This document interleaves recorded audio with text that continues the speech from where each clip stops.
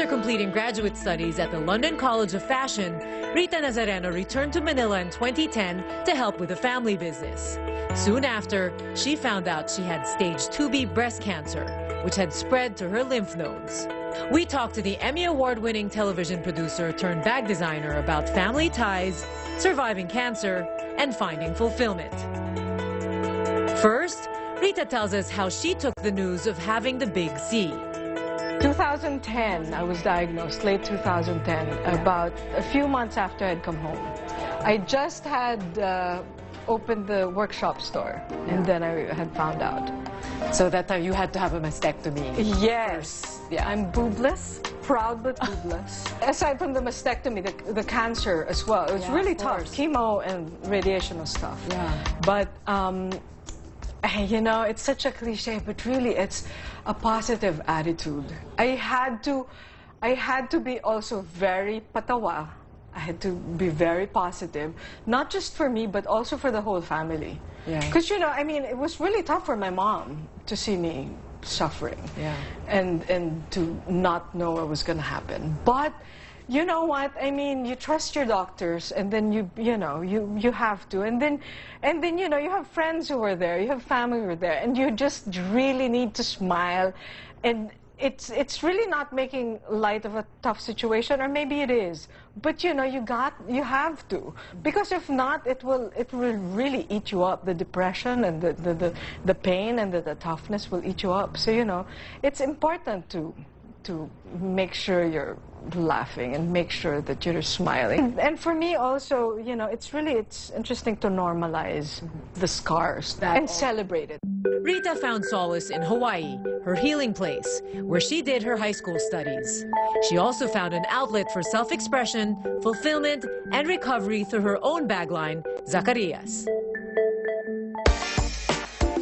Rita Nazareno's line of hand-woven bags, Zacarias, is her fashion-forward take on a family business that goes back 91 years. SC Vizcara, a company founded in 1925 by Rita's grandmother, Segundina Cornejo Vizcara, specializing in elegantly hand-woven luxury handbags and accessories sold worldwide. The brand evolved under Rita's mother, Vicky. Now, Rita is bringing a more contemporary and playful touch to the business and getting more attention for Philippine craftsmanship abroad, especially in Europe and Japan for her unique pieces. I go to museums, I go to art galleries, and when I see something, I'm like, I can reference that into a bag. Because it's really that transformation that's really interesting to me. Is the form and the function of something that someone else had thought of. Yeah. Tell me about growing up in this family. You grew up in Ermita because that's where the business was. Yes, my lola started it in Ermita. She started in 1925. And I remember, even until as early as 5 years old. Your grandmother was into embroidery, your grandfather was a sculptor. Yes. How did that influence you? I think, you know, growing up, I didn't know how lucky I was, but you know, and it was just ingrained in us. And aside from the fact that they were very, very creative people, my grandparents were fantastic people. They were kind, they were humble, they were generous.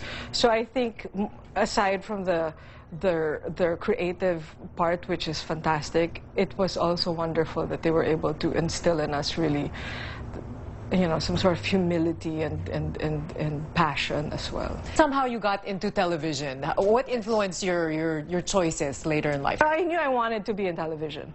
And then, but I also knew growing up that you know, this was a special family business.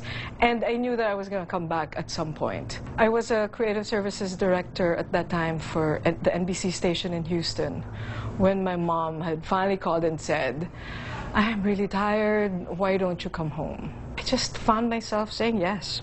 I went to London College of Fashion for my second master's after that, and that was fun.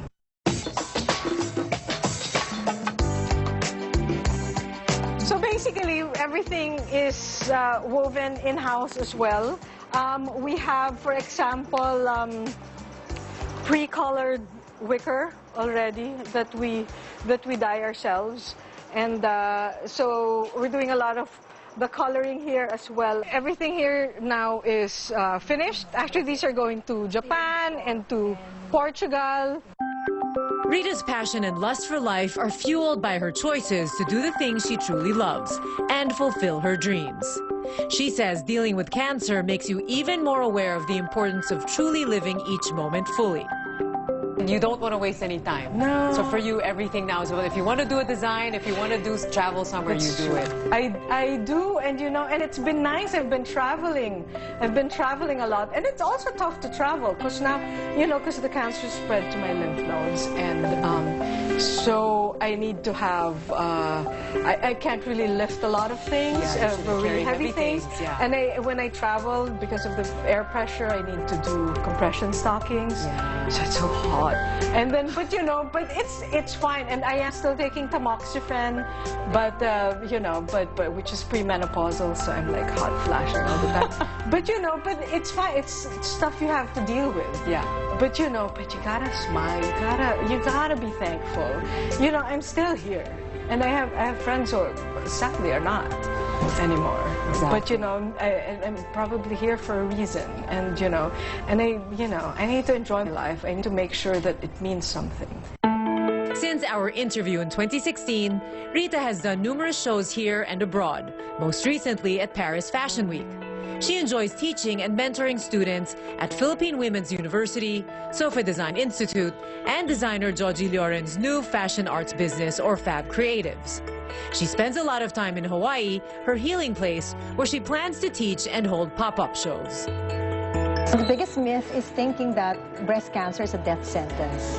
Because even with stage 4 breast cancer, you can live a productive life. The moment you see a cancer survivor walk into the room and you know she's a cancer survivor, that just makes anyone's life easy in telling a story. The moment other people see a survivor smiling and living and just leading a productive life, just tells them, oh, I can be like her.